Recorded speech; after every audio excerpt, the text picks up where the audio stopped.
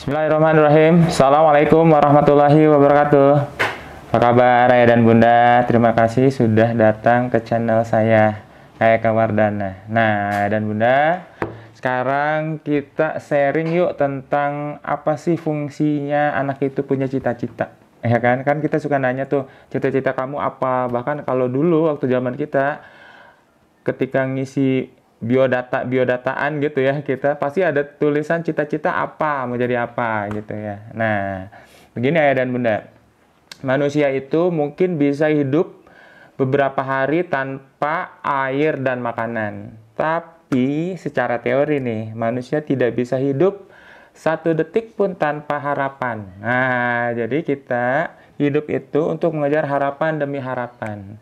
Bahkan ya dan bunda, ekstrim, ketika orang melakukan bunuh diri nih ya, nauzubillah, itu mereka juga sebetulnya punya harapan. Harapan apa? Terbebas dari masalah yang menghimpit mereka. Jadi manusia itu digerakkan oleh harapan demi harapan demi harapan. Nah, cita-cita itu adalah salah satu bentuk membentuk harapan anak akan masa depannya. Jadi cita-cita ini penting juga untuk diajarkan, ditanamkan, dikenalkan dari sejak dini ayah dan bunda. Walaupun mungkin tidak realistis pada masa kecil.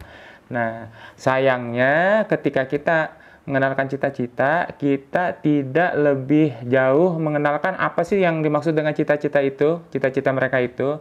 Misalnya gini, kamu mau jadi apa? Mau jadi dokter? Ayah, mau jadi insinyur bunda gitu. Tapi kita tidak lebih jauh, kalau dokter tuh sebenarnya pekerjaannya begini loh, dikenalkan. Kalau mau jadi polisi, pekerjaan gini, coba kita lihat polisi nih.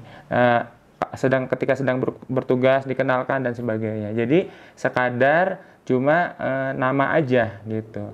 Nah, kadang-kadang malah cita-cita yang umum, yang deskriptif itu jauh lebih asik, lebih fleksibel. Jadi misalnya gini, cita-citaku ingin jadi orang yang membahagiakan orang lain.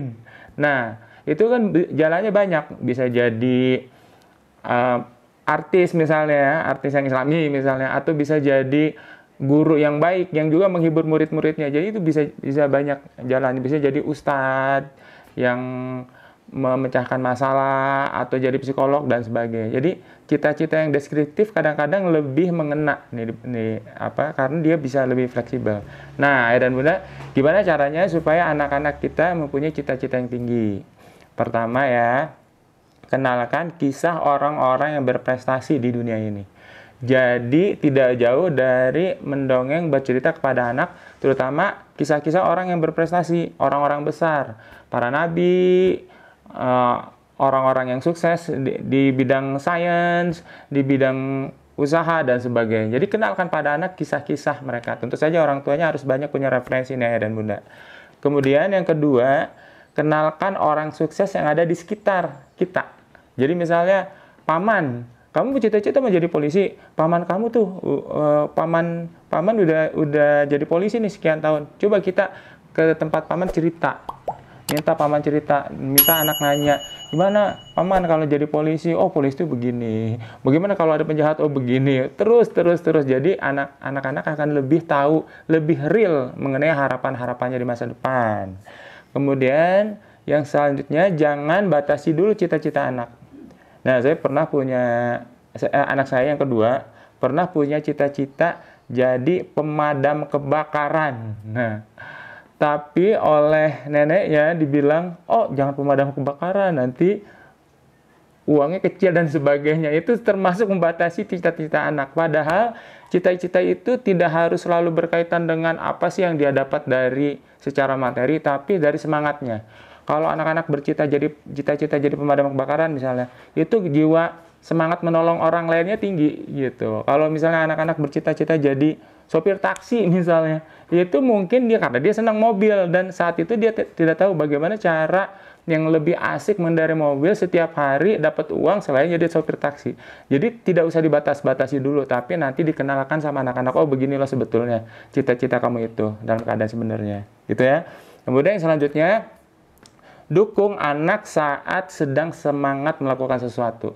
Nah, siapa tahu dari hal-hal yang dia sedang semangat itu cita-citanya tumbuh. Kalau dia senang olahraga, dukung, kasih semangat, kasih seragamnya. Kalau kita ada uang, ikutkan klub dan sebagainya. Mudah-mudahan atau mungkin dari kegiatan yang dia senangi itu cita-citanya tumbuh. Kemudian yang kelima adalah tentu saja mendukung ketika anak sedang malas. Kasih semangat, kasih motivasi, ayo dong dikasih reward dan sebagainya supaya anak bangkit lagi semangat melakukan sesuatunya. Kemudian yang selanjutnya adalah beritahu bahwa setiap masalah itu ada jalan keluar. Jadi kalau anak melakukan sesuatu ada masalah, kasih tahu setiap masalah pasti ada jalan keluarnya walaupun tidak seperti yang kita harapkan. Jadi semangati anak bahwa kita harus selalu kreatif mencari keluar dari masalah. Nah, itu yang akan membuat dia nanti akan terus bergerak mencapai cita-citanya. Dan yang terakhir adalah ajar anak untuk menghadapi masalahnya, jangan menghindar. Jadi kalau ada masalah nih, besok ada PR setumpuk misalnya dia lupa ngerjain atau malas atau gimana, jangan ajarkan atau izinkan dia untuk menghindar. Tapi hadapi, jadi kerjakan sebisa kamu. Kalau tidak selesai, kamu harus bilang sama guru kamu kenapa tidak selesai. Jadi ajarkan dia untuk menghadapi masalah, bukan menghindar. Nah, dari hal-hal itu, semangat juangnya akan tinggi, sehingga semangat dia mengejar keinginan atau cita-cita dia, insya Allah juga akan besar. Demikian ayah dan bunda, semoga bermanfaat. Terima kasih, nanti lihat-lihat lagi channel saya yang lain ya. Dadah, assalamualaikum warahmatullahi wabarakatuh. Salam Smart Parents. Bukan channel apa ya?